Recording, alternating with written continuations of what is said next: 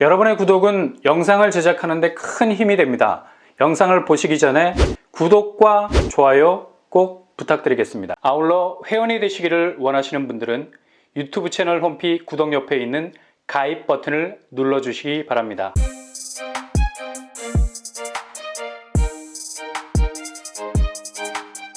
안녕하세요, 빤빤한 목덕방입니다. 요즘 시중은행 상생금융 프로그램이 주목을 받고 있는데요. 일단 주담대 금리가 내려간다는 긍정적인 시그널이 나오곤 있으나 이건 미국 국채금리가 일시적으로 하락, 은행채 금리가 내려간 이유 때문에 나오는 금리 궤적이고요. 언제든지 다시 은행채 금리가 변동 요인이라는 외부 환경에 그대로 노출되어 있기 때문에 하단 3%까지 떨어진 금리를 무작정 따라갈 이유가 없는 거죠. 무턱대고 콜했다가는 그냥 가랑이 찢어질 수 있는 위험 충분히 있습니다. 미국 기준금리가 여전히 5.5%, 긴축적인 포지션은 그냥 망부석이야. 어떤 비바람이 몰아쳐도 풍하는 될지언정 소멸이 되지 않는, 그냥 그렇게 그 자리에서 엄청난 존재감을 확인시켜 줄 겁니다.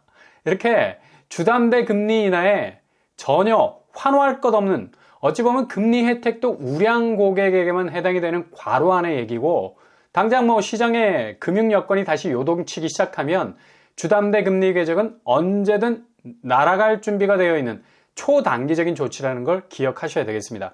그래야 오판하지 않을 수가 있겠어요. 게다가 상생금융 일환으로 2조 원 정도를 자영업자들에게 푼다는데 이것도 금액 자체가 은행 입장에서 굉장히 파이가 큰 돈이죠. 작년 단기 순이익이 18조 원 가운데 10% 정도 되는 금액이라 이거 시중은행이 뿜빠이해야 하는 돈이죠. 각 추를 어떤 식으로 해야 할지 머리가 뽀개질 정도로 아플 겁니다. 근데 당장 1인당 연간 150만 원 정도 캐시백 형태로 지원을 한다는 건데, 문제는 이게 2조 원이 자영업자들까지 가는데 조각조각 아주 미세하게 자금이 쪼개지겠죠. 그래서 실질적으로 혜택을 보는 액수가 한 달에 12만 원 정도 된다고 합니다. 그냥 목에 뭐가 넘어가다가 딱 걸린 느낌이 들어.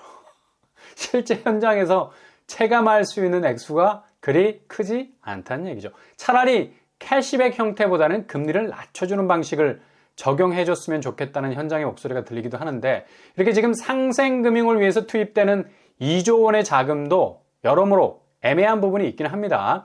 아무튼 요즘 주택담보대출 금리가 내려가는 것은 아주 조심스럽게 지켜봐야 하는 부분 분명히 있는 거고요. 그리고 어찌 보면 이건 금융 이벤트에 해당되는 얘기, 절대로 장기적인 스탠스로 착각해서는 안 된다는 거죠. 지금 집값 흔들리는 거 보시면 자칫 매매 잘못했다가는 그냥 골로 갈 수 있는 대하락장이 진행되는 시점에 와 있습니다. 이걸 그냥 어떻게 해서든 돌려치고 매치고 두부두루치기로 만들어서 단기 하락장이라는 말과 치환시키려 하는데, 지금같이 부동산 가격이 대조정이 되는 폭락 포인트를 단기 하락으로 오판했다가는 그냥 상투 잡고 설거지 당할 수 있는 위험 충분히 있습니다. 그러니 절대로 서두르지 마셔야 한다는 얘기고요. 최근에 저축은행이 정기 예금금리 일제히 낮추고 있습니다. 이거 상당히 이례적인 일이죠. 왜냐? 시중은행은 자금 유치하려고 예금 특판 상품 날리는데 열을 올리는데, 저축은행 같은 제2금융권은 오히려 예금 이자를 낮춰. 이거 답이 딱 나와 있는 거죠. 바로 적자 규모가 커진다는 거. 그러니까 이자로 벌어들이는 수입보다 이자로 나가는 지출이 더 많다는 것. 다시 말해서 은행 건전성에 빨간불이 들어오고 있다는 얘기인데, 실제로 지난해 말 고금리 정기예금을 저축은행에서도 찍어내듯이 팔았습니다. 근데 정작 돌아오는 건 손실이야. 순이익이 3분의 1로 떨어져 버렸다는 건데, 지난해 대비 66% 정도 감소 추세에 있다는 얘기죠. 그러니까 서둘러 창구 셔터 내리고 예금이자 낮추고 눈썹이 바람에 휘날리도록 스탠스, 트랜스포머로 들어간 겁니다. 빨리 지금 합체된 거 분리하지 못하면 큰일 나겠다는 생각이 드는 거고요. 그러니 바쁠 수밖에. 심지어 제2금융권은 부동산 PF 문제가 딱 걸려 있어서 문제죠. 당장 금융위기에 가까운 일들이 터지고 있습니다. 부동산 PF와 관련된 업체들에 대해서 심각한 등급 전망 하향 조정을 하고 있는데요. 이게 잘 알려지지 않아서 그렇지 상당히 심각하죠. 대부분 신용도에서 하향 조정을 받은 금융 관련 업체들은 브릿지론, 그러니까 부동산 PF로 넘어가기 전에 건설사에 대출을 내주는 고금리 상품인데, 이게 금융사 입장에선 원금을 회수하지 못할 위험, 익스포저가 9천억 정도 된다고 그래요. 이 중 브릿지론 비중이 57%. 그러니까 사업 초기 단계 대출에 대해서 회수가 불가능하게 되는 그냥 건설사 자체의 사업이 빠그러질 수 있다는 얘기죠. 당연히 금융사는 건전성에 빨간불 들어올 수밖에 없는 거고요. 특히 저축은행을 위시해서 증권, 캐피탈, 신탁 4개의 업종이 신용등급이 떨어질 수밖에 없는 거죠. 이게 아찔한 부분이 뭐냐면 대략 50% 정도의 브릿지론이 손실을 볼 수 있다는 게 기정사실화되고 있다는 겁니다. 그러니 지금 집을 못 팔고 은행에 대출을 못 갚으면 바로 경매로 넘어가듯이 건설사도 브릿지론 대출 받았다가 아파트, 오피스텔, 상가 무작위로 땡겼던 자금들 지금 비아파트 부분은 팔이 nel리잖아요. 팔이 nel리. 그냥 완전히 접었다고 말을 해도 과언이 아닐 만큼 사업성이 악화 정도가 아니라 아예 멸망각으로 가고 있는데 어떻게 빚을 감당할 수 있겠습니까? 그러니 담보로 잡아놨던 토지의 경매나 공매가 점차 확대가 돼서 진행이 될 거란 얘기죠. 아예 부동산 PF로 넘어가기도 전에 도산을 한다는 건데 규모가 133조 원. 정말 무시무시. 10년 사이에 100조가량의 증가. 거의 빚 규모로는 치사량에 가깝죠. 이렇게 빚이 많게 되면 당연히 발생하는 게 연체율입니다. 건전성의 카운트펀치를 매기는 일들이 비일비재하게 되는데 지금 아파트 분양도 잘 안 되는 판에 비아파트 부분에서 사업성을 일으켜 세우기가 감당이 불감당. 당연히 연체율은 수직으로 상승할 수밖에 없는 거고요. 특히 저축은행 계열이 불안한 게 부동산 PF로 가기 전 단계인 브릿지론 비중이 높다라는 건 그냥 사업이 빠개지게 되면 빌려줬던 자금 한 푼도 못 건지죠. 담보로 잡아놓은 땅들 경공매로 돌려막기 하려 해도 이거 그 빵꾸난 액수를 메우기는 턱없이 부족한데 이렇게 지금 금융위기는 이미 진행형 상태입니다. 그리고 이미 터지고 있고요. 이런 사실들이 제대로 알려지지 않고 있는 상황에선 얼마든지 집값 반전 상승이라는 얘기가 수면 위로 나올 수밖에 없는 거죠. 그러니 지금 금융권에서 나오는 상생금융이나 주담대, 단기적인 인하나 정작 브릿지론 사태가 터지고 있는 와중에서 이게 간에 기별이나 되는 소리가 되느냐고 밥 한 톨 삼키려다가 그냥 완전히 체하게 생겼어요. 지금 집값 하락세는 하락이라고 더 이상 부르지 못할 만큼의 폭락 양상으로 전개가 될 가능성이 어느 때보다도 높다는 건 바로 이런 내관들이 그냥 얽히고 설킨 채로 전혀 해체하지 못할 정도로 엮여 있어서이기 때문입니다. 그래서 굳이 이번 달 12월 미국 기준금리 변동 여부 체크할 필요가 없다는 거죠. 이젠 미국 시장과는 어느 정도 거리감을 느낄 수밖에 없는 건 아무리 기준금리를 완화시킨다 해도 경제 자체의 근육이 뭉쳐있기 때문에 부동산 쪽은 거의 고금리 족쇄가 풀어지기 어려운 상황이 지속이 되겠고요. 당장 부동산 PF 문제가 눈을 벌겋게 뜨고 지켜보고 있는데 어떻게 금리 내린다고 이 문제들이 눈 녹듯이 해결이 되겠습니까?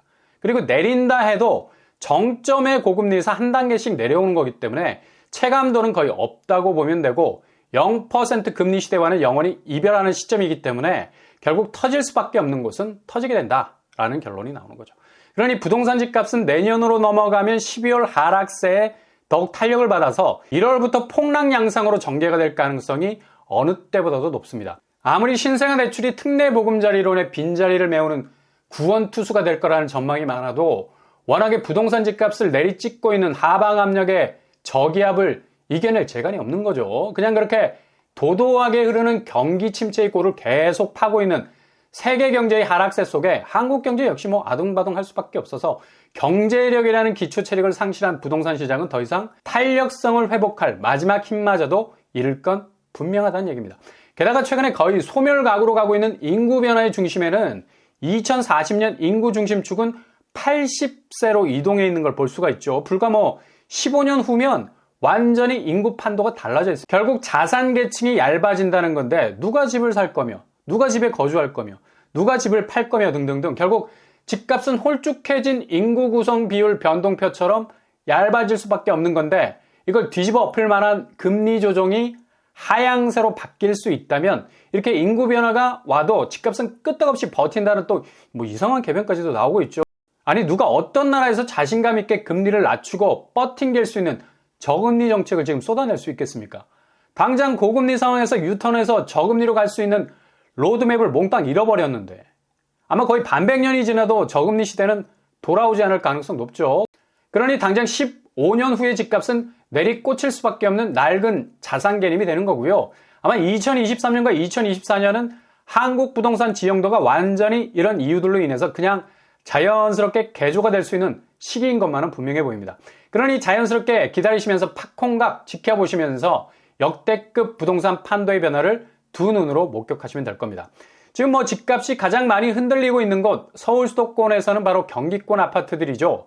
일주일 단위로 끊어봐도 이건 거의 폭락급이죠. 30% 이상을 돌파한 지 오래고요. 성남시, 고양시, 광명시, 용인시 대체로 한번 거래가 되면 가격이 소나기 펀치를 맞고 비틀거리고 있는데 대략 3억 가까이 떨어지고 있습니다. 1차 하락 시기에 집값이 폭격을 맞았을 당시 가장 시퍼렇게 멍자국이 남았던 곳들이고요. 이렇게 한 번에 3억 가까이 조정장을 거치게 되면 이후 거래가들은 그냥 추풍낙엽이 됩니다.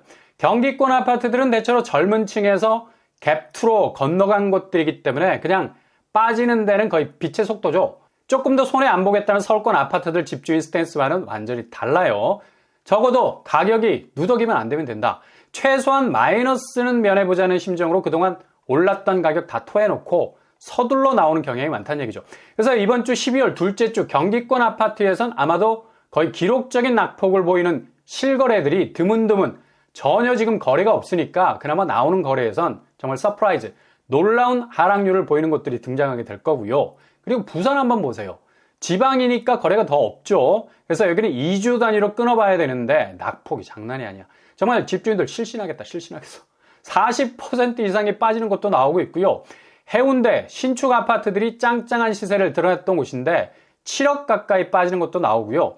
연제구, 여기도 아파트값 상당히 강세였던 곳이죠. 6억 이상이 빠지고 있습니다.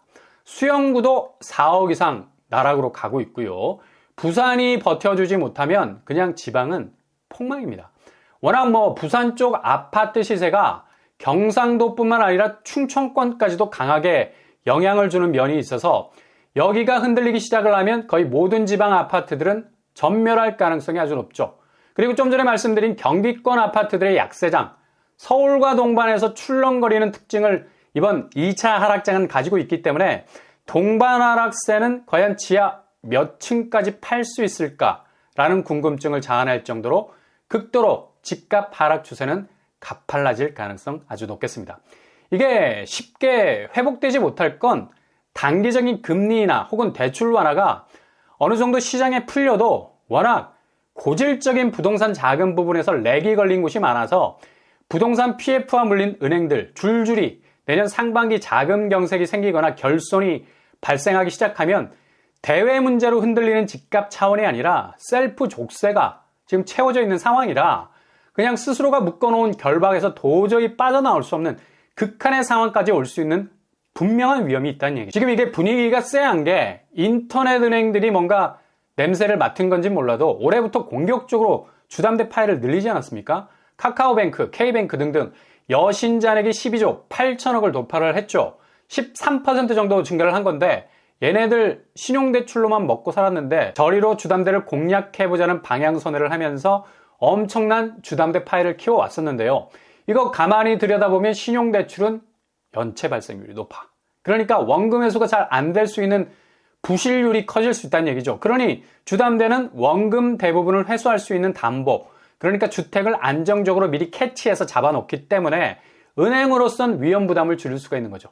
이렇게 인터넷 은행이 수익률을 고려해서 올해 주담대를 늘린 것도 있지만 만약을 대비 지금 금융권에선 부동산 PF 이미 진행형이라는 걸 알고 있기 때문에 빠져나갈 수 있는 방안에 온 머리를 싸매고 있는 상황에선 인터넷 은행 주담대 파이 증가는 상당 부분 부실을 염두에 둔 안전장치의 확대라고 해석을 할 수 있어서 이런 K뱅크, 카카오뱅크의 움직임이 예사롭지 않다는 겁니다.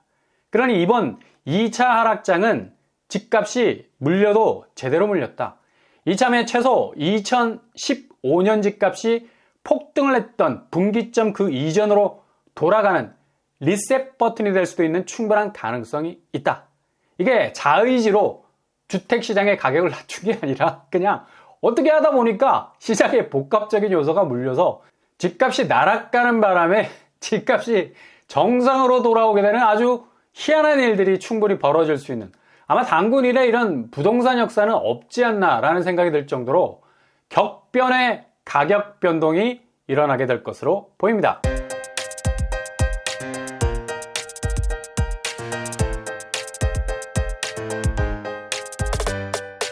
오늘의 부동산 캐리커처, 역대급 금융위기 드디어 터졌습니다. 이건 뭐 앞으로 터질 게 아니라 지금 현재 진행형이죠. 얼마나 많은 내관들이 덕지덕지 따개비처럼 부동산 집값에 매달려 있는지, 이거 그냥 한 방에 꽝 하고 터질 수 있는 역대급 위기는 서서히 위기의 정점으로 가고 있는 상황이고요. 이걸 심각하게 생각하지 않는 사람들이 오히려 이상하게 느껴질 정도로 사태의 심각함은 더욱 골이 깊어지고 있죠. 집값 반등과 상승은 연말을 지나 내년 상반기 아마 그 그림자도 찾아볼 수 없을 만큼 엄청난 하락장이 펼쳐지게 될 거고요.